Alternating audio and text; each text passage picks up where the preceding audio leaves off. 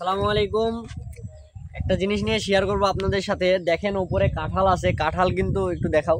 কাঁঠাল কিন্তু আমাদের জাতীয় ফল, আর এই জাতীয় ফলের কিন্তু অনেক গুণাগুণ আছে। আমরা সবাই জানি যে কাঁঠালের কতটা গুণাগুণ। কাঁঠাল কি জন্য জাতীয় ফল হয়েছে এটা কি আপনারা জানেন? অবশ্যই যারা জানেন কমেন্টে জানাবেন, আর যারা জানেন না তারা ভিডিওটা শেষ পর্যন্ত কন্টিনিউ করেন, তাহলেই বুঝতে পারবেন আসলে কি কাঁঠাল হচ্ছে।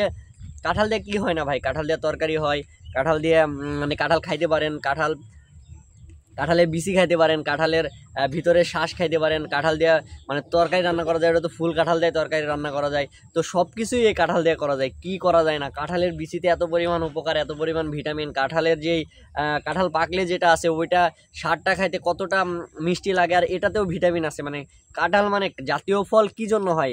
একটা জাতীয় ফল হওয়ার পিছনে অনেকগুলো কারণ থাকে, তার মধ্যে এটা যেমন আম ফলের রাজা। কি জন্য আম ফলের রাজা হয়েছে? কারণ আম সুস্বাদু, আমে পুষ্টি আছে, আর আম খাইলে শরীরের হাড়গুলা শক্ত হয়।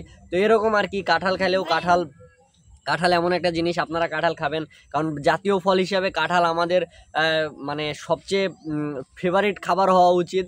আর আমরা ভবিষ্যতে কাঁঠাল দিয়ে আরও অনেক ভিডিও করব, বা আপনারা যারা আমাদের চ্যানেলটা এখনও সাবস্ক্রাইব করে নেয় অবশ্যই চ্যানেলটাকে সাবস্ক্রাইব করে দিবেন এবং আমাদের পেজটাকে ফলো করে দিবেন। আজকে এই পর্যন্ত, নতুন একটা ভিডিওতে দেখা হচ্ছে। সবাইকে ধন্যবাদ। আসসালামু আলাইকুম।